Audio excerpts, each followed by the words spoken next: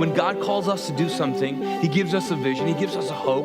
When we begin to actually move towards it, we not only see that hope become a reality, we see that our relationship with God gets closer.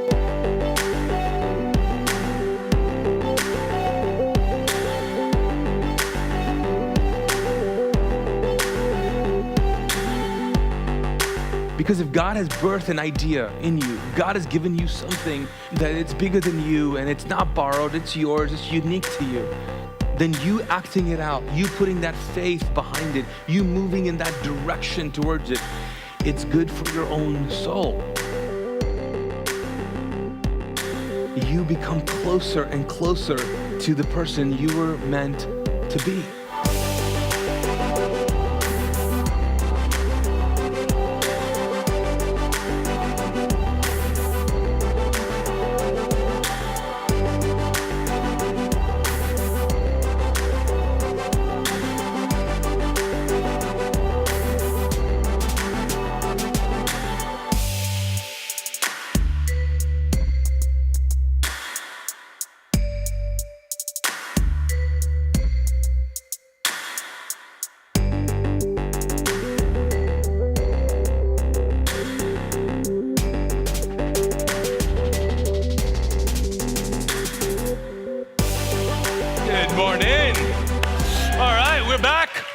Hey, can we make some noise for people who are joining us live stream? We're live right now. Can you make some noise for them? Thank you. What's up? We love that you are watching us. We wish you were here, right? Yes. I don't know what you'd said, but hey, we wish you were here. How you guys in the back? Up top. Yes. Awesome. Don't throw anything. Don't throw anything. Hey, so man, thank you for being at church again, that we can have moments like we just did and pray for what God wants in our community. Thank you for being bold. Thank you so much for being you. I think it really plays into the conversation we started last week.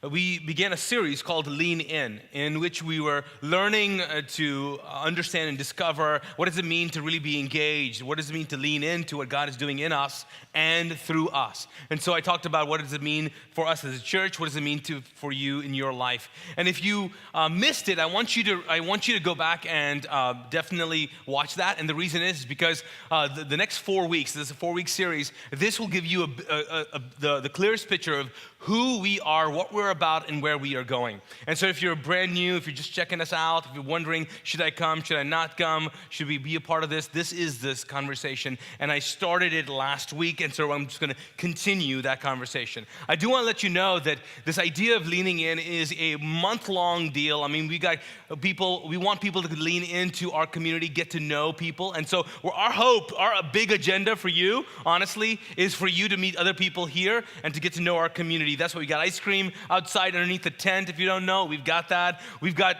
small groups coming up. We've got volunteering opportunities coming up. There's going to be a lot of things. In fact, next week, though, we're going back to the fall schedule, which means this is going to be the last 11 o'clock service.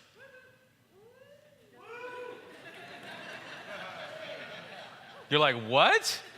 Some of you guys like, there's another schedule? What? I don't even know. I just show up. Next week, we're going to 3 services. Yes, I will tell you the time, but you will forget it. So follow us on Instagram, social media, do all that good stuff. But 3 services next week. And next week, we're also doing this thing called the after parties. With after party, not to be mistaken for the 10-minute party, because the 10-minute party happens right there, and it's only 10 minutes. But the after party is the after party. Anyways, we like to party. But it's basically a membership dinner thing. People want to know how to become a part of us and all that. We don't do necessarily membership, but that's what you want to attend. That is next week. So next week, 3 services. Just like I told you. All right. So this morning, let's continue the conversation that I started last week. Last week, I talked about the why. So before we figure out what we want to lean into, we have to figure out the why. And so I know that so many of us, if you're a little bit like me, I'm like all about, okay, this is what I want to do, what's what I want to achieve, this is what I want to have, where, live. I mean, there's a lot of what's to what I want, right? But we discovered last week that if you're gonna go on for the long haul, if you're not gonna get discouraged in life, you actually need to clarify what your why is. Like, what's the reason you exist? I mean, I asked that morbid question. I'm glad you came back, right? But that question, why do you exist? And we asked the same question. And I proposed it to you, like, why does Mosaic exist? And we exist, and our mission, our big why is this, is that we want to reclaim the message and the movement of Jesus. And I talked about what the message meant. Like, what is reclaiming the message? We're like, well, we're not renewing it, like, we're not like reinventing it. It's reclaiming what? It's like reclaiming. We're taking the junk off of the stuff, and we're saying, this is what the message of Jesus looked like. This is what God's why was. And the why of God was John 3:16 and 17. For God so loved the world that he gave his only son. And that was God's why. So I encourage you, what is your why in the midst of what you're going through? Why is this so important to what you're doing? Why? Because you have to answer that before you go into the what. Because this morning is the what. This morning is like, oh, what do you see? Because why is like, why are you doing this? But what is like, okay, let's talk about not just mission, let's talk about vision. Like, what do you see in your life? What do you want to see in your financial life, in your career, when you graduate from college? What do you want to see in 5 years, 3 years? What do you want to see? What do you want to see? Dream a little bit. What is your vision? What do you see? What do you want to focus on? That's the big question. I mean, we see something. If Mosaic, if our why is that we exist to reclaim the message and the movement of Jesus, our what we see looks like this. It looks like us, a diverse community that lives by faith, that's known by love, and that's a voice of hope.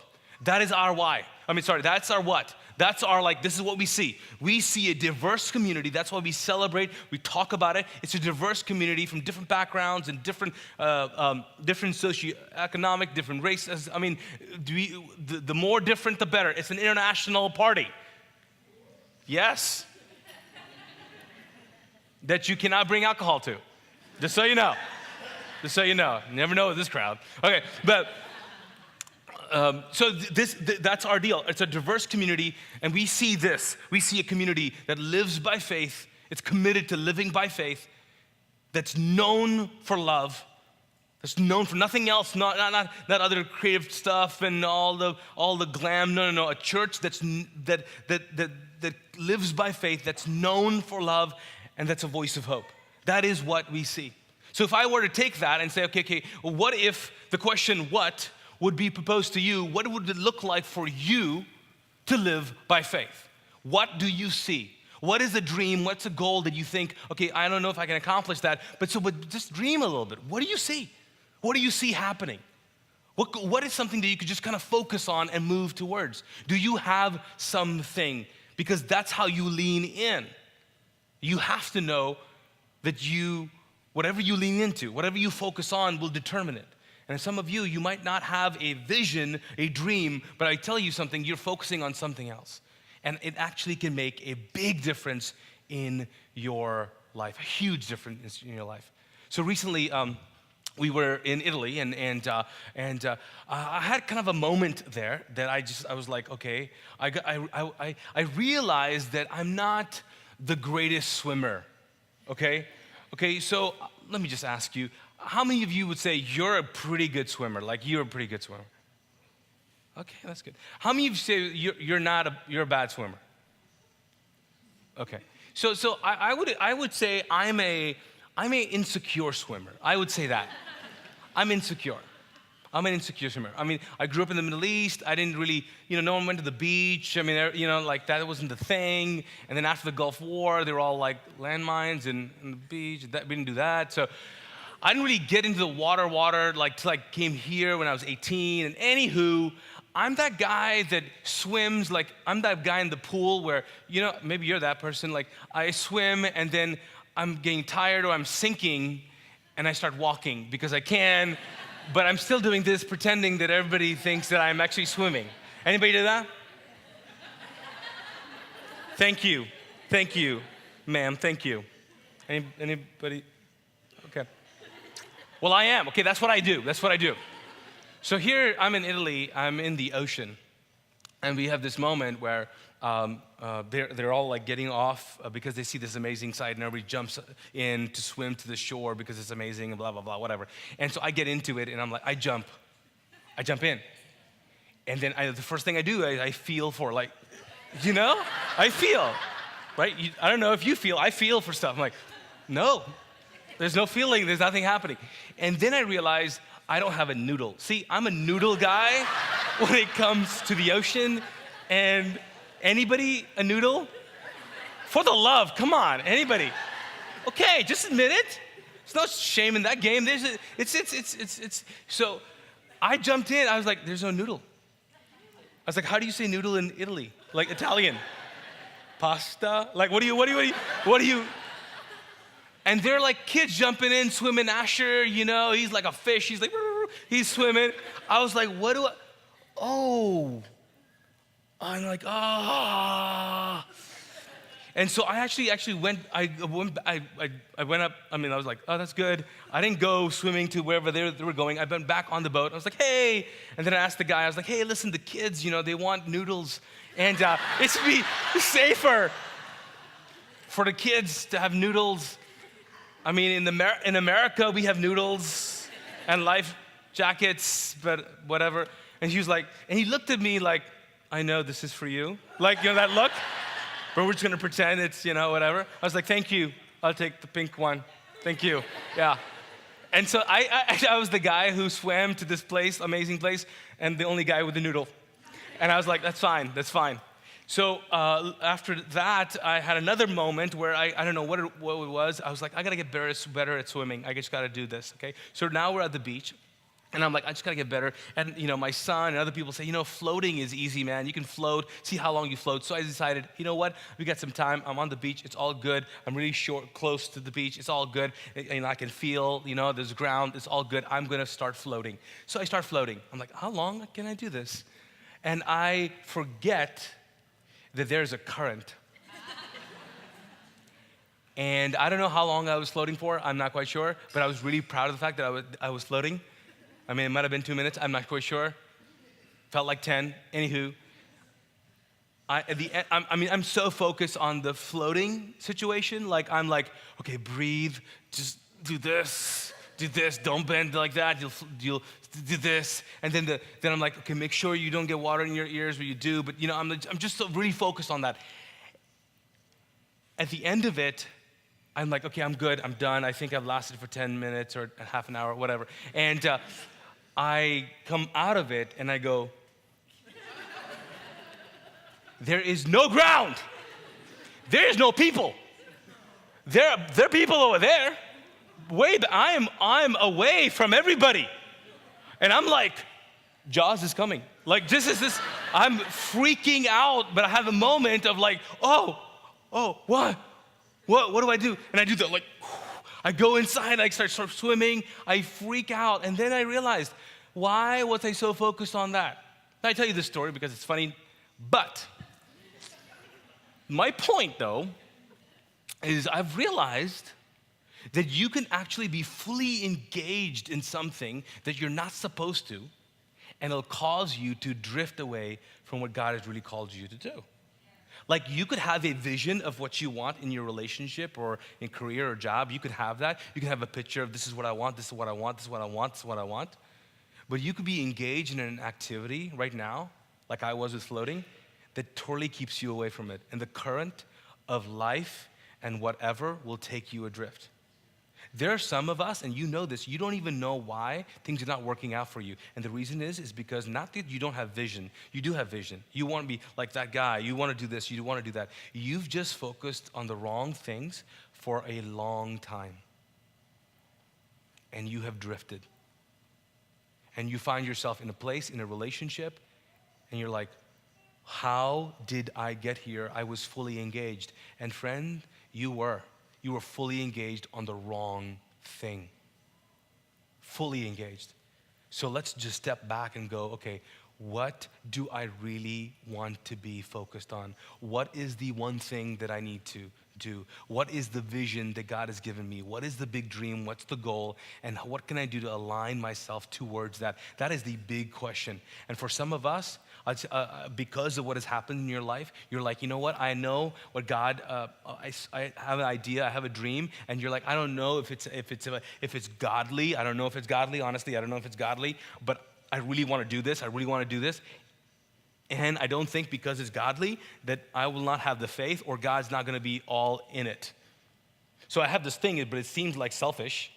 But I really want to do this. I really want to have this career. I really want to get married. I really want to do this. But it's not that super spiritual. So I don't think God will give me that thing. And I don't know if I have enough faith to really accomplish this. So I just won't even try.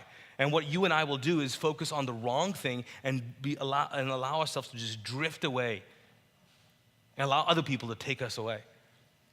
But what if this morning you had enough faith to do what God wants you to do? And what if today, the thing you've been praying about, the thing you're like, I don't know if it's really hyper spiritual, what if it was? What if God said, I don't mind. I don't mind that it's not super spiritual, but I still want to help you. What if you had the right amount of faith and God said, hey, I know it's not super spiritual, but that's okay. I want to bless you with this experience. Is that even possible? Well, I'm going to take you through a couple of passages of scripture, and especially around this one character named Peter. Peter was the guy that last week I mentioned to you and talked about how Peter and Jesus had this this pretty deep conversation. Peter was the guy who denied Jesus, told him he would not deny him, denied him. Then Peter and Jesus met. They had breakfast, and everybody was there. And if you remember, Jesus started asking those questions. What were the questions? Do you what? Do you love me? Do you love me? He asked him 3 times. He restored him. That was last week's message about Jesus reminding Peter the why. Like, hey, bro, you're still the guy. You're still the guy. I still called you. I know you denied me. I know you messed up, but you do not get to make that excuse because you messed up. I've still called you. So he restored him. That was the moment. And we have this great moment, right, where he says, do you love me? He goes, I know I love you. You know I love you. I mean, this is a very tender moment. What do you think happened right after that? Well, they wrote it down. In fact, John writes this down. This is what literally happened right after that. Because John, he was an eyewitness. It happened. And hear what John writes. He says in chapter 21, verse 20, he says, Peter turned around and saw behind them the disciple Jesus loved. Now, stop right there. Remember, this is John, okay? If you guys don't know about John, John loves to just put that in there. Every time. P.S., he loves me the most. P.S., beloved one of them all. In all his writings, he's like, I'm the one. I talk about love. He loves me the most. Whatever. So he keeps on describing himself. This is so interesting. Obviously, it's his book, so he can do whatever he wants to. But here it is. So he says, then he describes himself, and he says, the one, remember, guys, the one who leaned over to Jesus during supper and asked, Lord, who will betray you? So much detail. John, thanks, but we don't care. Okay, so John writes that Peter turns after that deep conversation and looks at John. Okay, what does he say? This is what he says. I think this is what we do. Peter asked Jesus, can you help me with that? What did he ask him? What now? What about him? What about him, Lord? Jesus replied, if I want him, again, this is John, to remain alive until I return, what is that to you? As for you, do what? Follow me. This is classic human. This is classic us. God gives us a dream, a vision. I've called you. I've done this. I'm going to give you this. I'm going to give you this. I want you to go this way. I'll have this clear. This is the path. This is the path. All of a sudden, we're like, that is awesome. So, What about him? What about the person I saw on Instagram? What about her? What about her? And Jesus says, if I give them the gift of never aging, which would be really cruel, right? For some, right? If I give them the gift of never having a wrinkle, what is that to you? You follow me. Is it just me? Or is it all of us that kind of go, we love and we're so appreciative of what God has given us until we see someone else with the new and approved version of it? It is so, it's hilarious. I mean, even phones. We're like, we love our phone until the new one comes out. Like, I just need what is this? This is a 7, right? Right. You need 8. You need 8 plus, 9 plus. We just keep on wanting more and more. It's the Instagram. We don't have to look behind us. We can just go, what? You just came back from a vacation. It doesn't matter. They just got going to one, and it's better. Could you imagine what God is thinking? Are you kidding me? Because what we're really doing is, hey, I don't want to follow my dream. I just want to look at other people's dreams and compare them because that makes me feel better. Peter represents us, and Jesus goes, hey, focus, because what you focus on will give you vision. If you focus on John, you're not going to accomplish anything that I've called you to accomplish. So what does it look like? What does it mean? What are you focused on? Peter then has this moment with Jesus again later on, and I think this gives us so much insight. It's that story of Jesus and Peter interacting, and Peter walks on water. You know that story? Well, let me read you that in context. So here's what happened. Jesus is, if you read the entire chapters and the chapters before, Jesus has just found out that John, his cousin, has been beheaded. He wants to get away. He wants to get away, but there's so many people who want healing, who want his attention. And so he tries to get away, but then again, crowds follow him and they surround him, and so he heals them. He's been trying to get away. He tries again, but this time he tells the disciples to go get on a boat and go into the Sea of Galilee. Now, the Sea of Galilee is a lake. It's a lake. It's not that deep. It's 141 feet, but it is the lowest freshwater lake in the world, lowest this under sea level. But in fact, it's actually drying up. It's this craziest thing. It's a new phenomenon. It's actually drying up. The Sea of Galilee is drying up. But so Jesus sends them off to this lake, which was known. People would fish. People would be there. I mean, but what happens is that there's a storm. It's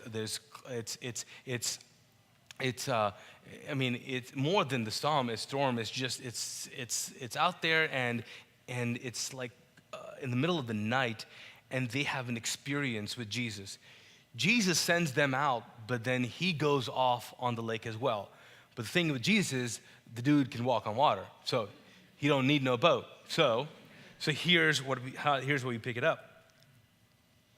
So we pick this up in Matthew 14. Shortly before dawn, Jesus went out to them walking on the water, like walking on the lake. When his disciples saw him walking on the lake, they were terrified, and they said this. What did they say? It's a what? It's a ghost. It's a ghost. Why? Because they couldn't really see him. They could sort of see him, but he was too far away to be recognized, but they could hear him. Why could they hear him? They cried out in fear, which is interesting because I want to know how a group of men would cry out in fear. I want to hear that sound. Ah! No, I don't know. What'd that sound? Okay. But Jesus, he knew that they were going to be freaked out. Jesus immediately said to them, hey, take courage. It is I. It's just me, guys. You know what I do? It's just me. Don't be afraid. Then they could hear him, but not totally recognize him. Peter pipes up and he says, Lord, if it's you, can't really see you. tell me to come to you on the water. Now, if you're one of the disciples hanging out, you're like, what? Okay, when was this? How? Peter? What? And then Jesus says, come on, come. And they're like, did he say come? Did he say come? I don't know if he said come. Did he say no way? What did he say? He said come. Okay. Peter has this moment where he sees something. He asks Jesus for something that's not super spiritual at all. It's not walk on water. Okay, whoop-de-doo. Who does that benefit? So Jesus goes, hey, I know you're asking for a crazy supernatural request here, but come on. And what do we find? We find that Peter got out of the boat, walked on water, and came towards Jesus. But when he saw the wind, can you see wind? You can feel it? You can smell it? Okay, but you can't really feel it. He was afraid and began sinking, cried out, Lord, save me. Immediately, Jesus reached out his hands and caught him. And then he said this, you of what? Little faith. He said, why did you doubt? Now, let's just find out what's going on really, because there's so much going on in the story. So Jesus has this request. Peter goes, I want to come up to you. It's not something spiritual or anything like that. He says, hey, come on in. And so he jumps out and starts walking all the way to Jesus because they are far off. They can't recognize him, but they can hear him. So he knows the direction to go to. He is walking and walking and walking. He walks. How long does he walk? I don't know. You can hear the guy, but you can't really see him. Does Jesus start walking towards them? No, he does not. He just waits. He says, come on. So Peter has spent some time, I don't know how many minutes, walking on water. What do you think he was saying? Thinking, oh my goodness. He's walking on water. This is awesome. He gets the closest to Jesus. He's seeing Jesus the closest, right? And then he begins sinking. Interesting. Why do we know that he's the closest to Jesus when he starts sinking? It's because Jesus doesn't go, hold on. He just goes, get up. Could it be possible that we doubt the most when we are the closest to God? Could it be possible that we... It's really not about the wind and the wave and also the amazing thing. It's about the focus that we have. It's all of a sudden he just went. So could it be possible that it doesn't matter how close you are to God, if you change your focus on something else, you will sink? But sometimes we think, no. If you're close to God, then everything will come to you and you'll be blessed. That's why we feel when God doesn't bless us, we're like, oh, he's so far away. And he's standing there going, you're sinking right now. You're the closest to me. And then why does Jesus say, you of little faith? Why did you doubt? Now, naturally, if you were to tell someone or want them to feel bad about the lack of their faith, you would say something like, hey, you have great faith, why did you doubt? But why would you be redundant? Why would you say little faith, why did you doubt? Was there something else going on here? Well, there was. Because if you read the stories before and after, Jesus has spent a season, right? And this story is found in the middle of it. Jesus is talking about little faith. He starts off talking about, hey, let me tell you what little faith looks like. A little faith is like the kingdom of heaven. If you want to achieve that faith of the kingdom of heaven, it's like a mustard seed. It's as small as that. If you let it grow, it will grow up. Actually, let me just read this to you. So this is before this incident, verse 13, he says, this is Jesus, he says, here's another illustration. The kingdom of heaven is like a mustard seed planted in a field. It is the smallest of all seeds, but it becomes the largest of all garden plants. It grows into a tree and birds come and make nests in its branches. This is before, then after, he says this in verse 17. He says, I tell you the truth, even if you had faith even as small as a mustard seed, you could say to this mountain, move from here to there, and it would move. Nothing would be impossible. Some commentators believe that when he called him Little Faith, it was the nickname. It was the, hey, Little Faith. And then he goes, why'd you doubt?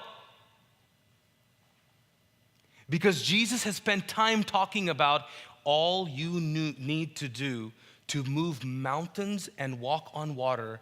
All you need to have is little faith, as small as a mustard seed.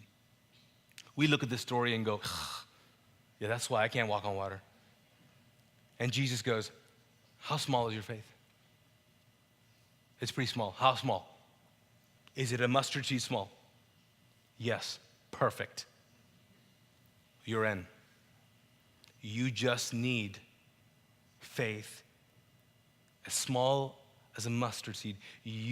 For big vision, for big goals, for big dreams, for big things in your life, for things impossible to you, for healing, for restoration, the big stuff that you think is virtually impossible. All you need is little faith.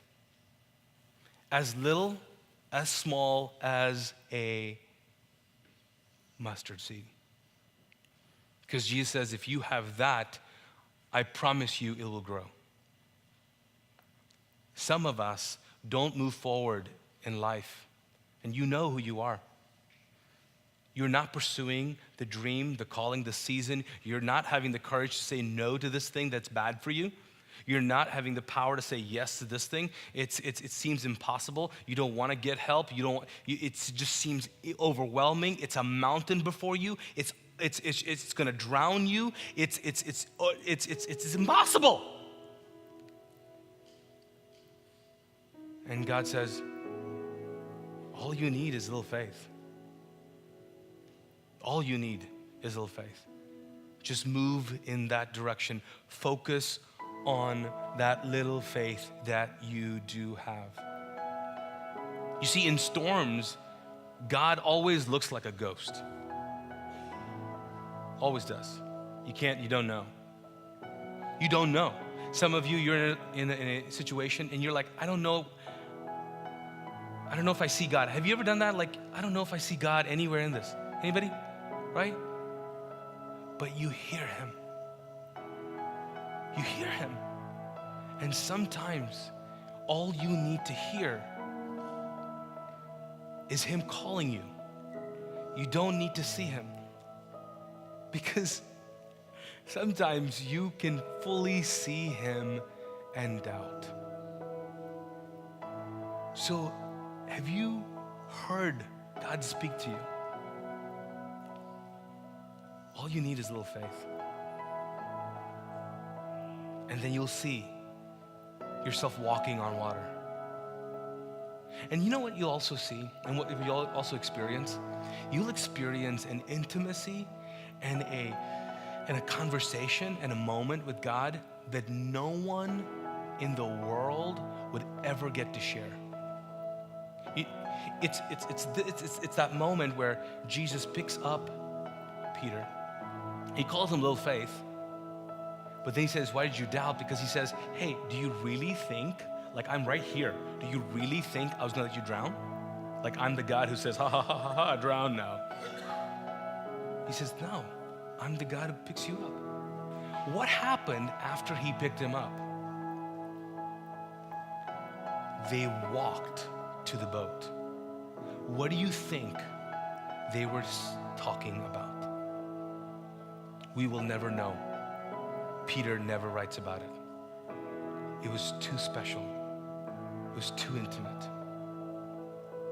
That's why we know that Peter was crucified, and some say he was crucified upside down. Friends, what is something that you need to experience? And the only thing that's keeping you is not big faith, it's little faith. What do you need to move towards? Could it be you're focusing on the wrong thing? Let's pray together. Lord God, thank you so much for this morning, this conversation. God, I know that you're calling us. You are speaking to us. We can't necessarily sometimes see you, but we hear you, and your voice says, come, move towards me.